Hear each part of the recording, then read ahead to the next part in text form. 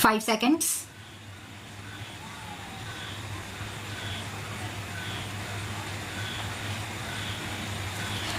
It is submitted that in the present case, the designated committee comprised of the Joint Commissioner and the Commissioner who are officers associated with the offices of respondent number 3 and 4, that the designated officers continue to act as the designated committee under the scheme till the completion of the proceedings under the scheme.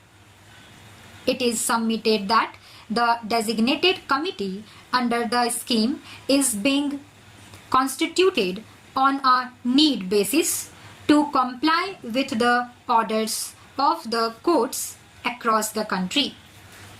That in many cases the designated committee rejected the applications under the scheme 2019 erroneously, and the different courts set aside the decisions of the designated committee after 30/06/2020 and directed the designated committee to consider the case of the respective applicants under the scheme 2019.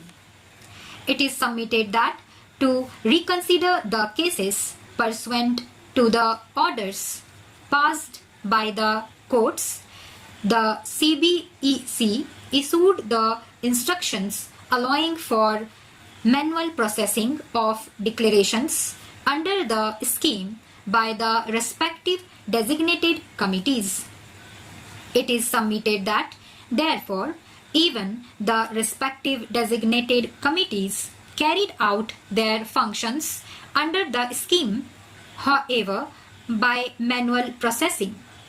It is submitted that, therefore, the reasoning given by the Honorable High Court that the designated committees are not in existence after 30/06/2020 and therefore the appellant is not entitled to any relief may not be accepted as even after 30/06/2020 and even as per the instructions issued by the CBEC, the respective designated committees continued to function and process the declarations manually.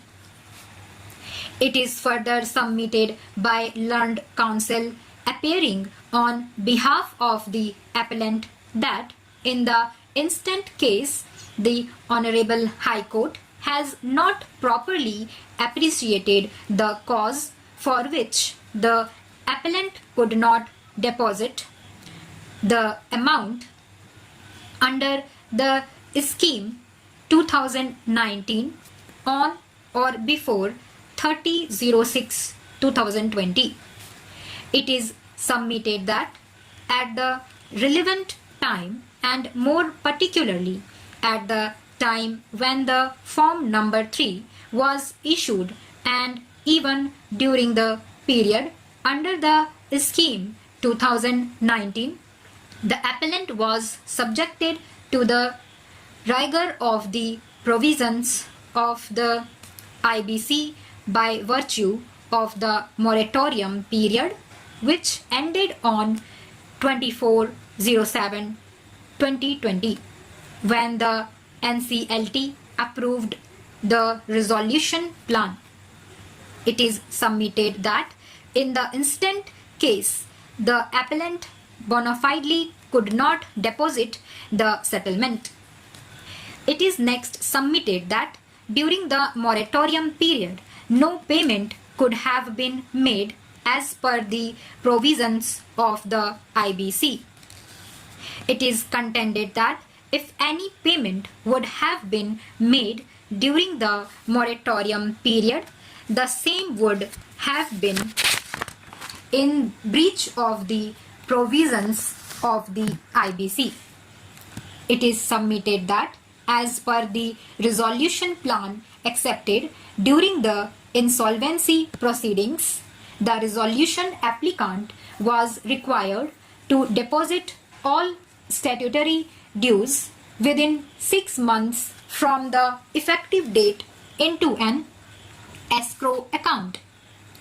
That as per the resolution plan, payment to escrow account shall be treated as effective payment to the relevant operational creditors.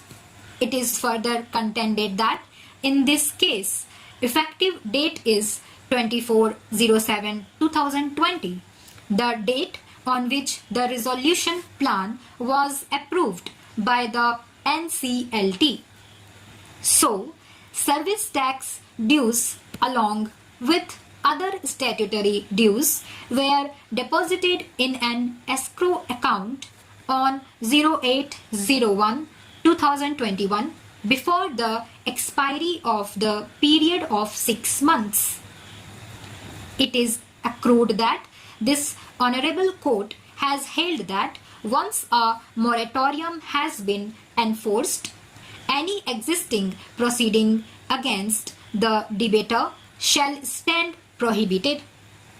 In this regard, it is submitted that the IBC shall have precedence over any inconsistent statutes. It is vehemently submitted that in any case, no person can be left remediless due to operation of law. That in the present case, the moratorium period under the IBC was extended due to the COVID-19 pandemic and non-functioning of the NCLT.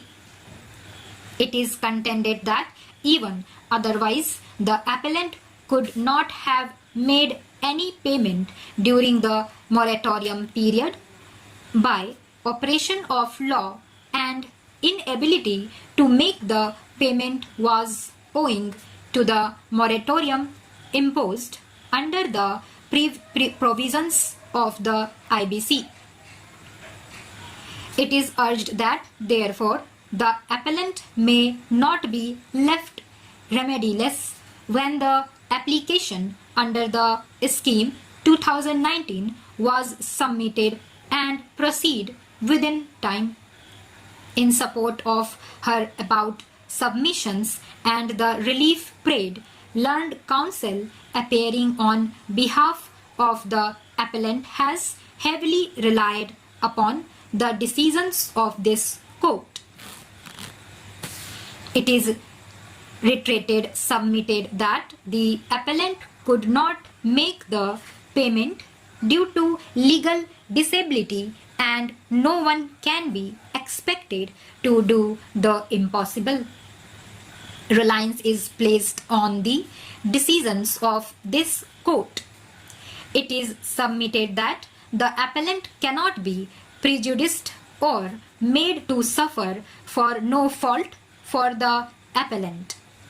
Reliance is placed on the decision of this court in Anmol Kumar Tiwari and others versus State of Jharkhand reported in SCC.